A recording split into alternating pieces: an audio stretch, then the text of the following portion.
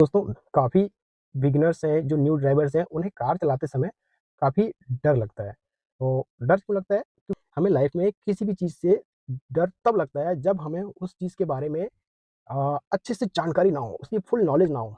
दुश्मन से हमें डर तब तक लगेगा जब तक हम दुश्मन को अच्छे से पहचानते नहीं होंगे। तो इसलिए जब हम अपने दुश्मन को बहुत अच्छे से जान लेंगे, तो हम उससे डरना छोड़ देंगे, क्योंकि हमने उसके सारे वीक पॉइंट जान लिए हैं। तो इसी तरह से जो ये गलती है कार चलाते समय, ये भी हमारा एक दुश्मन है और इससे हम कैसे लड़ सकें, इसके लिए वो जानकारी, वो नॉलेज अगर हम पूरी गेन कर लें, येन केन प्रकारेण आपसे दुर्घटना के चांस ना बने। हेलो दोस्तों, मेरा नाम दीपक है और मेरा सेफ यात्रा टैक्सी सर्विसेज के नाम से एमपी कटनी में टैक्सी का काम है और मुझे अपनी कार लेकर काफ़ी लॉन्ग जर्नी करनी पड़ती है, जो गेस्ट हैं, जो हमारे क्लाइंट्स हैं उनको। तो दोस्तों, मैंने देखा है सड़कों पर लोगों को कार चलाते हुए, वो अपने जीवन को लेकर बिल्कुल भी अवेयर नहीं है। उन्हें जस्ट एक फन लग रहा है, मतलब कार चला लेना। दोस्तों, क्या आपको नहीं लगता कि आपकी इस स्टीयरिंग की वजह से काफ़ी लोगों की आज जान जा सकती है, उन्हें कुछ प्रॉब्लम हो सकती है? तो काफ़ी ज़िम्मेदारी पूर्वक ये एक टास्क हो सकता है ड्राइविंग, ना कि हमारा एक फन या एन्जॉयमेंट।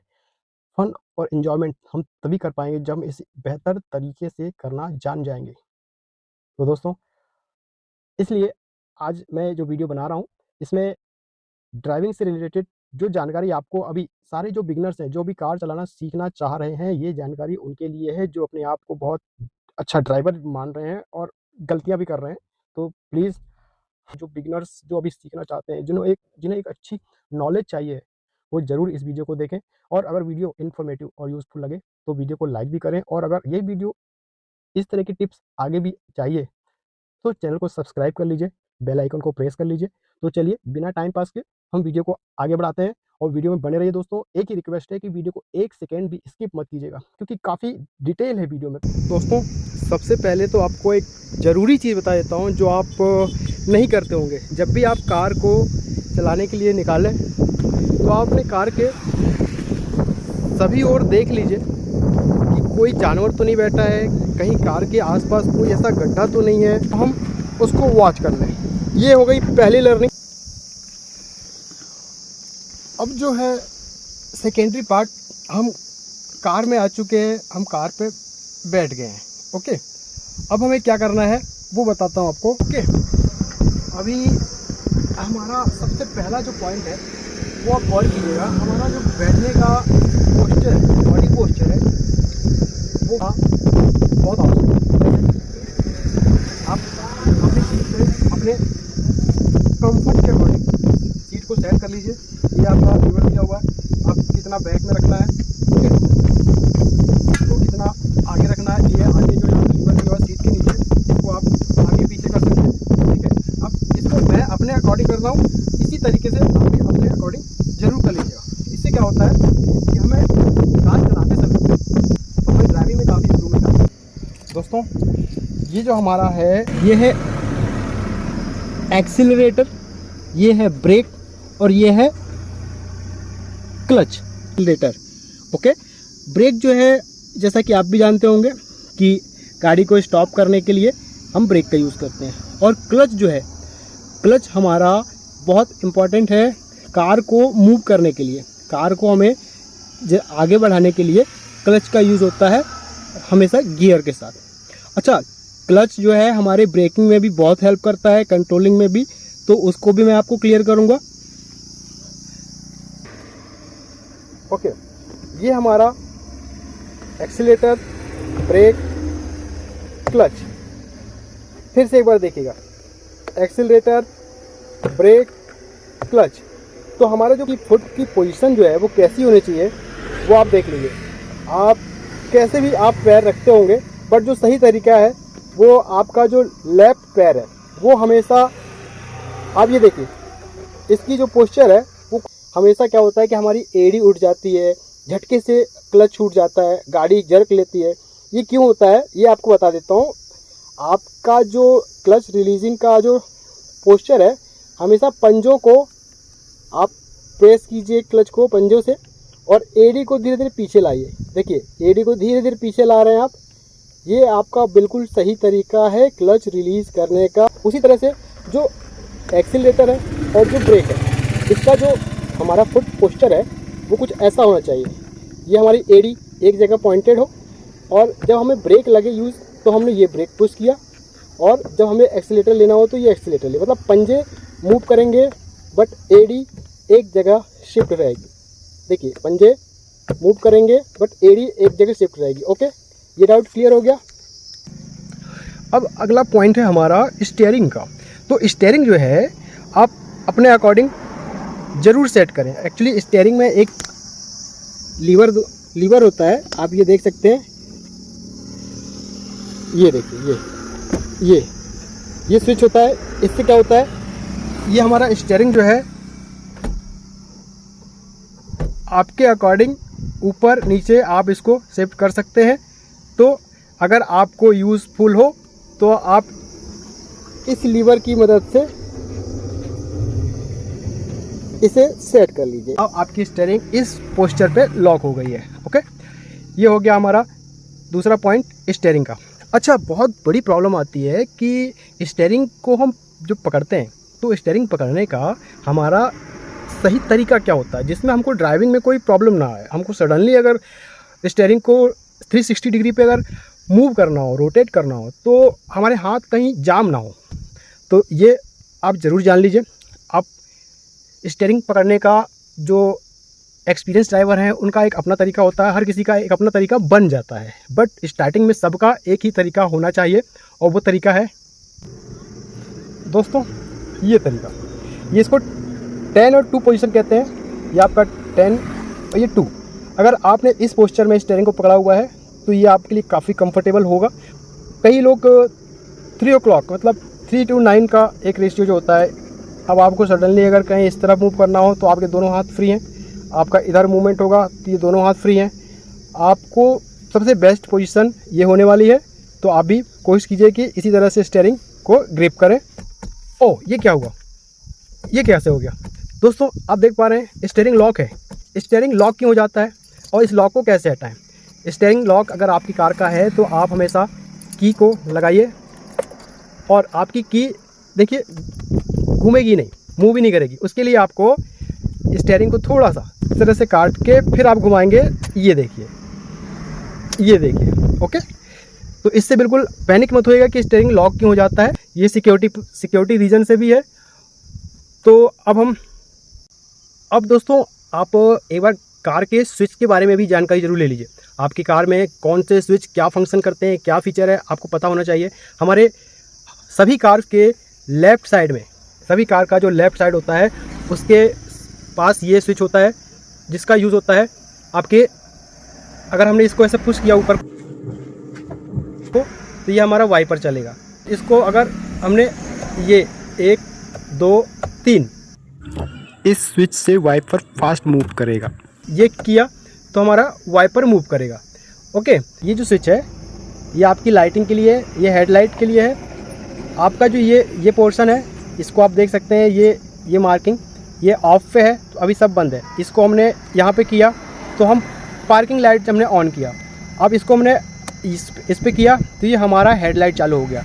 और हेडलाइट अभी ये डिपर है, अगर हम इसको ऐसा, आपने देखा, इसको अगर हमने नीचे को पुश किया तो ये हमारा हाई बीम पे मतलब अपर लाइट चालू करने के लिए है। और जब भी हम कार चलाते हैं तो सामने वाली कार से पास लेने के लिए हम अक्सर इसका यूज़ करना चाहिए। इसको हमने ऊपर को देखिए, ये लीवर है, ये ऊपर को पुश करेंगे, ऐसा ऊपर को पुश करेंगे तो ये हम सामने वाले से पास ले रहे हैं, इससे हमारी लाइट ऑन हो जाती है।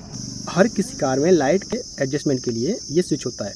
आप इसे देखिए, ये आप इसको जो यूज़ कीजिएगा जब आपको रात को विजिबिलिटी में कोई प्रॉब्लम होती है तो आप इस तरह से अपनी लाइटिंग को सेट कर सकते हैं। वैसे अगर आप इसको ये जीरो को इस पोजीशन पे, मतलब इसके सामने वाली पोजीशन पे जीरो को रखते हैं तो ये सबसे बेस्ट पोजीशन होती है लाइटिंग की, जो आपको काफ़ी अच्छी विजिबिलिटी देती है। तो इसका यूज़ है हमारे हेडलैम्प को सेट करने के लिए। ओके, अगला नंबर है दोस्तों गियर का। ये सबसे इम्पोर्टेंट पॉइंट कह सकते हैं आप। ये गियर लीवर होता है, इससे हमारी कार में गियर लगता है जो कि हमें कार को मूव कराने के लिए हेल्प करता है। कुछ कार अब ऑटोमेटिक भी आने लगी हैं, तो उसमें दूसरे तरीके का लीवर होता है, उसका फंक्शन अलग होता है। ये थोड़ा बिगिनर्स के लिए मैनुअल कार के जो लीवर है वो थोड़े डिफिकल्ट हो सकते हैं, बट कब तक, जब तक हमने उसे सीखा नहीं है।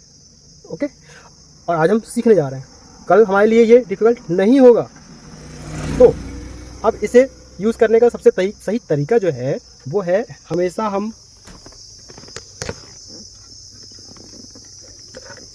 क्लच को, ये हमारा क्लच इस पोजीशन में जब रहे तभी हमारा गियर हमें लगाना है। तो ये हमारा देखिए बहुत आसान है, इसमें समझाया गया है आपको। ये लाइनिंग जो है, ये लाइनिंग आपकी बीच वाली न्यूट्रल के लिए है।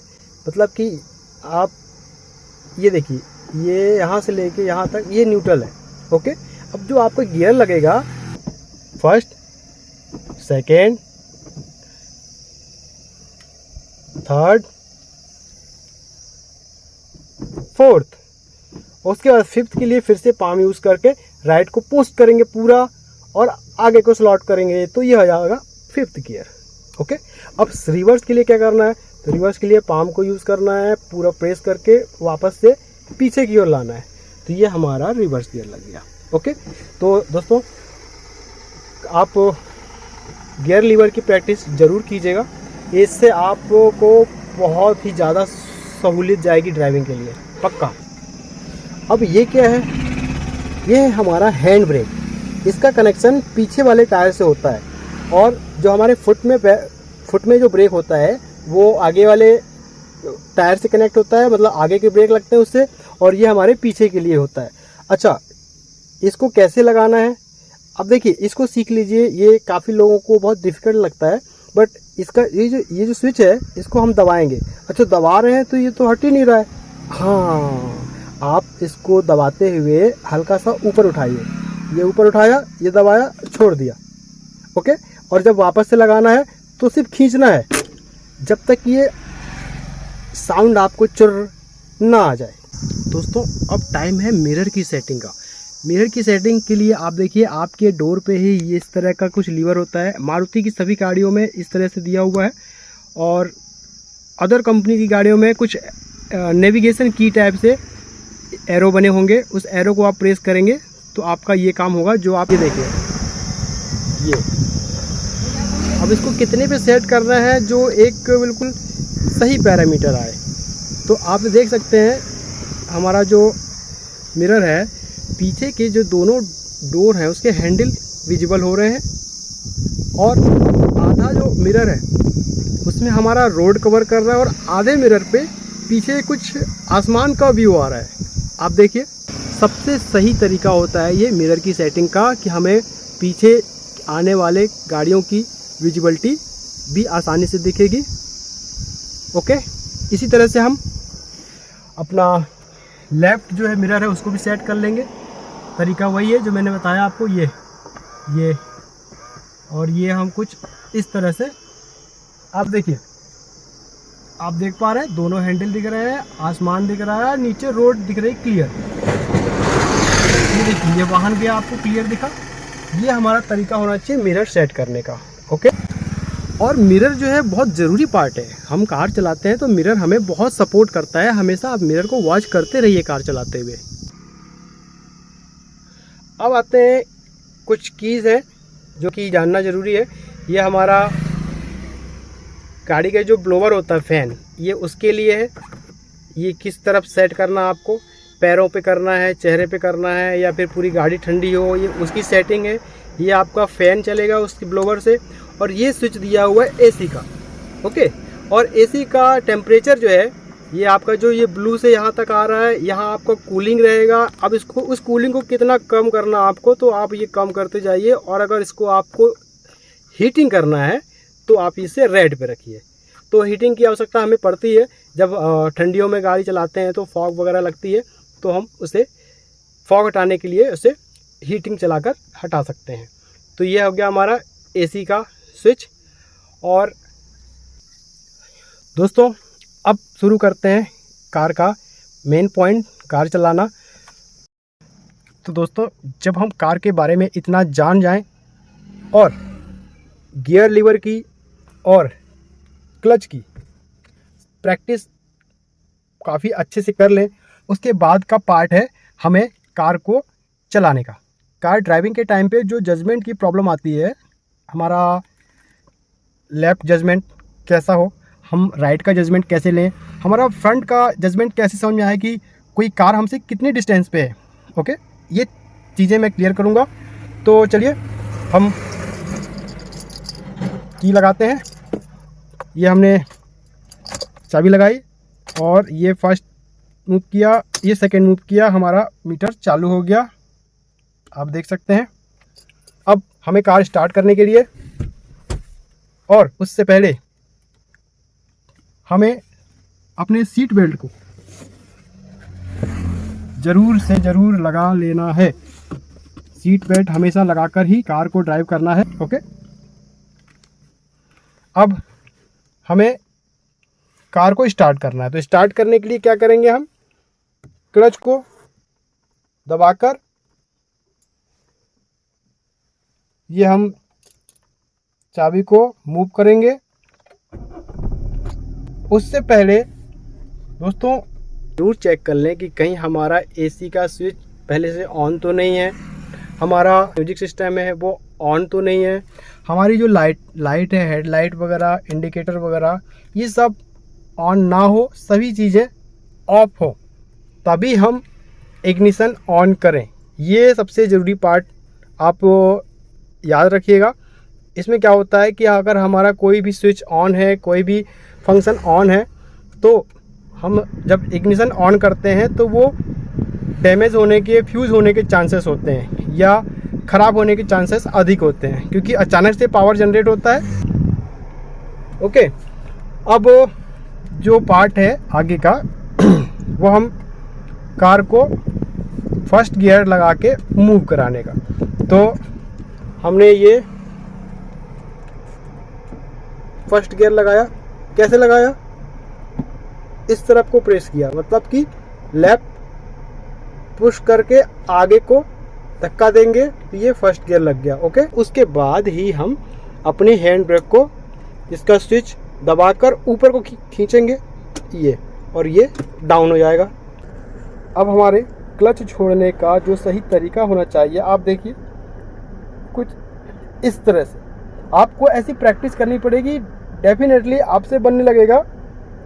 ये एड़ी को पीछे लाना है, पंजे को उठाना नहीं है, सिर्फ एड़ी को पीछे लाना है, और इस तरह से हमारी कार जो है मूव करने लगेगी। अब देखिए, जब हम पहला गियर पे कार को चलाएंगे तो बहुत धीरे धीरे स्टीयरिंग को समझना है, बहुत धीरे धीरे चलना है, हमें स्पीड को समझना है, हमें रोड को समझना है, हमें स्टीयरिंग को पूरा ऑब्जर्व करना है। अब हमें कुछ देर फर्स्ट गियर में कार को चलाकर समझना है और ब्रेक को लगाकर गाड़ी को स्टॉप करना है। तो ये हमारी कार चल रही है। ब्रेक कैसे लगाएंगे, क्लच दबाया, ब्रेक लगाया। अच्छा, यहाँ पर दोस्तों ब्रेक लगाते समय नए जो ड्राइवर्स हैं, जो बिगिनर्स हैं, उनसे क्या प्रॉब्लम होती है कि ब्रेक बहुत जल्दी से दब जाता है, मतलब झटके से ब्रेक दबता है। कैसे, देखिए ये आपकी कार चल रही है, अब आपसे ब्रेकिंग करने को कहा जाए तो आप ब्रेक कुछ इस तरह से लगा देंगे। तो इसका जो सही तरीका है वह ये है कि आप पहले से ही जज कर लीजिए कि आपको कार सिर्फ स्लो करनी है या फिर आप अपनी कार को स्टॉप करना चाहते हैं। ये हमारी कार स्टॉप हो गई।